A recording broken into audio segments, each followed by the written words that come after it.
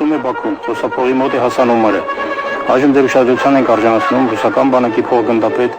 Տվերդո Խլեբովի թուրքական ներդրում քաղաքի ու նրա բնակչության հանդեպ հայերի հարաբերությունների վերաբերյալ գրությունը։ Մինչև բուն պատերազմը թուրքերի եւ հայերի իշխանության հին պատմական հարցը Եվրոպայի եւ Ռուսաստանի հասարակական կարծիքներ ներկայացվել հավանաբար ոչ այն ձևով, ինչպես որ նրանք տեսնում են այն այժմ։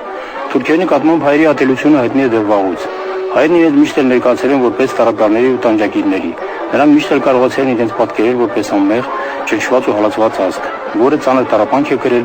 իր կրոնի ու կուլտուրականության համար։ Նրանց հետ մոտիկից շփող ռուս մարդիկ բոլորովին այլ կարծիքին են եղել նրանց կուլտուրականության ու ունակությունների վերաբերյալ։ Նրանց համարել են որպես բավականին անշնորհակալ, մակաբույծ ազգ, որն ի վիճակի ապրել միայն մեկ այլ ազգ։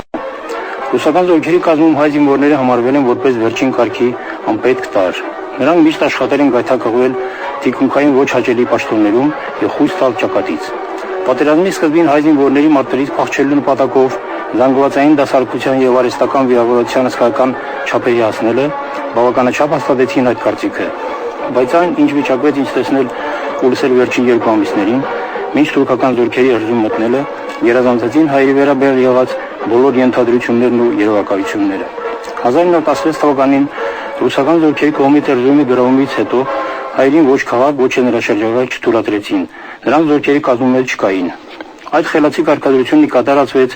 Էրզրումի առաջին կորպուսի հրամանատար գեներալ Կալտինի ղեկավարության ողջ ընթացքում։ Հեղափոխությունից հետո, երբ բոլորի համար բոլոր արգելքները ոչնչացվեցին, հայերը հորձանքով ներխուժեցին Էրզրումի շրջակա գրաված տարածքներն ու Էրզրում։ Այդ արշավանքից հետո մեկտեղ սկսվեցին մասնակի կողոպուտների քաղաքում եւ գյուղերում։ Ռուսական զորքերի ու մարդկանց ներկայությունը հնարավորություն չտվեց հայերին բացահայտ կատարելու այդ։ Նրանք կողոպտում բռնություններ են կատարում գաղթագողի զգուշանալով։ 1917 թվականի գարնանը Էրզրումի հեղափոխական գործադիր կոմիտեն, որը բաղկացած էր մեծամասամբ զինվորներից,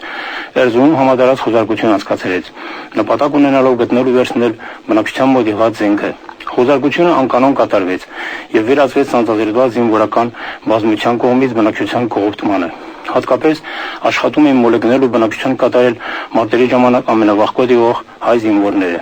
Այդ օրը փողոցով վեր բարձրանալիս ես տեսա զինվորների բազմություն, որը տանում էր մոտ 70 տարեկան 2 ծեփ թուրքի։ Զինվորներին գլխավորում էր մի հայ զինվոր, երկաթե ձողը ձեռքին,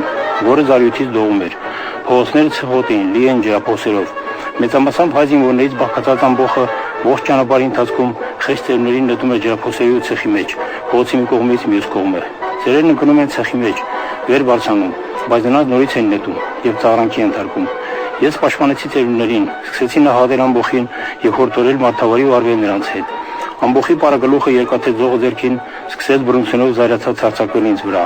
Ամբոխը եւս սկսեց վրճարական հարձակում գործել։ Այդ ժամանակ ռուս զինվորներն արդեն այն աստիճան են արգակացել, որ ամենուր արդեն ծեծում ու սպանում էին իրենց սպաներին։ Դրությունը սկսել էր սրվել։ Այն հանկարծակի փոխվեց, երբ սպայի հրամանատարությամբ կազմակերպված բարկախումբը հայտնվեց։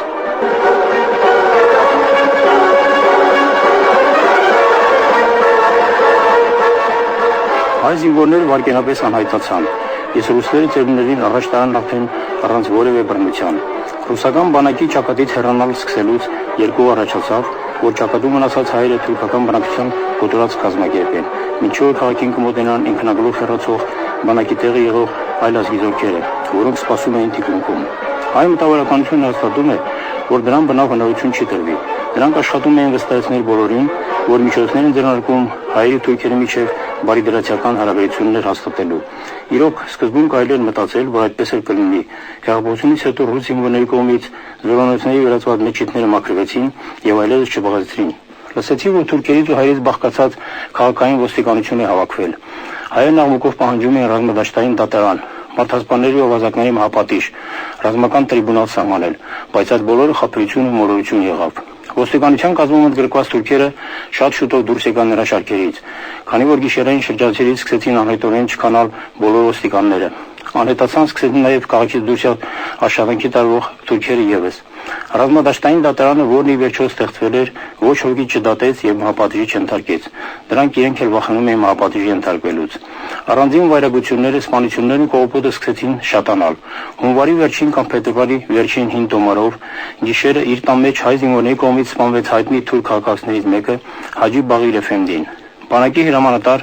գեներալ Օդիչելիձեն զորամասերի հրամանատարներին պահանջեց 3 օրվա ընթացքում գտնել մարդասպաններին։ Բանակի հրամանատարը խիստ արտահայտությունով դատապարտեց հայկական զորամասերի ղեկավարներին զինվորների վայրագությունների համար եւ ընդհանրապես հայերին, որթոմուն արտահայտեց տեղի բնակիչների նկատմամբ հայերի իրականացրած ավագականության բռնության վերաբերյալ։ Զայրացավ նրա համար, որ տեսավ դաշտում ճանապարհի մաքրման համար բերված թուրք բնակիչներին, որոնցից շատերին ընդհանրապես ետ չեն տանում։ Նրանից հետո շուտով լուրեր տարածվեցին Էրզինջանում հայերի կողմից թուրքերի կոտորածի մասին։ Այդ վարագության վերաբերյալ մանրամասնություններ ես իմացա բանակի հրամանատար գեներալ Օդիչելիձեի ասածներից։ Նրանք հետևյալն են. կոտորածը կազմակերպել է դոկտորի եւ կապալարայի կողմից, այսինքն ամեն դեպքում նրանց ղեկավարը ոչ տգետ ամբոխը։ Այդ գործիչների ազգանունները չգիտեմ, դրա համար էլ չեմ հայտնում։ Սպանվել են ավելի քան 800 թուրքեր, անզեն խաղաղ բնակիչներ։ Մարդկանց մորթերին ոչխարների պես եւ դարսել փոսելում, կրկտաբար հաշվելով, ինչը այստեղ 800 է, կարելի է 1 տասնյակ եւս դնել։ 10-ն էլ մորթի։ Կապալովն ինքն է բավականություն ստացել, հրամայելով, որպեսզի թուրքերին ներսից մեկ-մեկ բաց թողեն։ Կտրել է դուրս եկողների գլուխը, այդպիսով սպանելով մոտ 8 տասնյակ մարդկանց։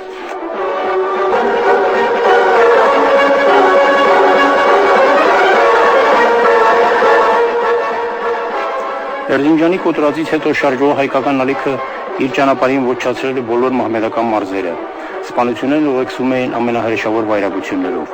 Փոխտեղակալ Մզիբանի մկայությունը տվել օրինակ Էրզրումի ռազմական կայազորի հրամանավոր սպաների ընդհանուր ժողովին, որ մի ծանր վիրավոր, բայց տեղը չսպանված քրդին վազելով մոտեցել է հայ զինվորը եւ փորձել փայտը մտցնել նրա բերանը։ Մահացողը սեղմել ատամները եւ փայտը խցկեց չի հաջողվել։ Այդ ժամանակ հայը արձակել է նրա ակուսի կոճակները եւ սկսել կրունկների տակին երկաթ մեխած կոշիկներով հարվածել նրա փորին։ Իլիջում սրի է քաշվել ոչ մահմեդական բնակչությունը, որը չի հասցրել փախչել։ Բանակի հրամանատարն ասել է, որ երեխաների դիակներ են գտնվել, որոնց վզերը բառացիորեն ծոպերիզի են վերածվել։ Կոտրածից 3 շաբաթ հետո Իլիջում եղող փոխտեղակալ Գրեզնովը փետրվարի 26-ին այնտեղից վերադառնալուց հետո պատմել է ինձ, որ այնտեղ նա ականատես եղել հետևյալ տեսարանին։ Յուղ գնացող ճանապարհին եւ փողոցներում թափված էին այլանդակված դիակներ։ Դրանց կողքից անցնող ամեն մի հայ անպայման թքում էր դիակի վրա կամ ապականում այն։ 12-15 քառակուսի սաժեն տարածություն ունեցող մեջիդը 2 արշին բարձրությամբ լցված էր թուրք ծերունների, կանանց ու երեխաների դիակներով։ Կանանց դիակների վրա երևում էին բռնաբարության հետքեր։ Փոխտակալ Գրեզնովը մեջիդի մոտ հրավիրել է ջոկատում գտնվող 2 հայ ուսանողիներին։ Այդ ուսանողիները ջոկատում ծառայում են որպես հեռախոսավարուհի։ Փոխտեղակալը հրավիրեց նրանց հիանալու հայերի կատարած արարքներով։ Ի զարմանս նրա այդ ուսանողիները սկսեցին ուրախ քրքջալ։ Նա խստորեն նրանց ասաց, որ հավանաբար հայերը մարդկային տոհմի ստորագույն վայրենի ցեղն է, եթե նույնիսկ բարձրագույն կրթության աղջիկները ի վիճակի են ծիծաղել դիելով նման տեսարանը, որից նրա տարեց մարտական տեսարաններ ու մահ տեսած սպայի մարմնով սարսուռ է անցնում։ Հայերի ալաջինյան գազանությունների մասին շատ է պատմել փետրվարի 27-ին Ալաջինի զորահանգրվանային պարետի գործավարը։ Նա պատմել է հետևյալ տեսարանի մասին։ Հայերը պատից կախել էին կենթանի թուրք կնոջ լայն ձգած մարմինը, նա կրսկից հանեց սիրտն ու մեխել գլխավերևում։ Փետրվարի 26-ից 27-ի լույս գիշերը հայերը խաբելով ռուս սպաներին Էրզրումում կոտորած մարդկային սպանդ էին կազմակերպել եւ փախել այնտեղ եկող թուրքական զորքերից։ Այդ գիշեր Էրզրումում սպանվածների թիվը հաշվում էր մոտ 3000 մարդ։ Կոտորածի առաջն առնելու հնարավորությունը ամբողջովին հայ բնտակարության ձեռքին էր, եւ եթե կոտորածը տեղի ունեցել, ապա դրանում մեղավոր է ոչ միայն տգետ ամբոխը։ Որքան հաջողվել է ինձ վերջին ժամանակներից դիտել, հայ հասարակ ժողովուրդը շատ հնազանդորեն լսում է իր մտավորականներին, հատկապես նրա մի քանի ներկայացուցիչներին։ Դեպքերը ցույց տվեցին, թե հատկապես որ տարրերը, որ բնազդներ գերակշռում, թե հայ ժողովրդի եւ թե հայ մտավորականության մեջ։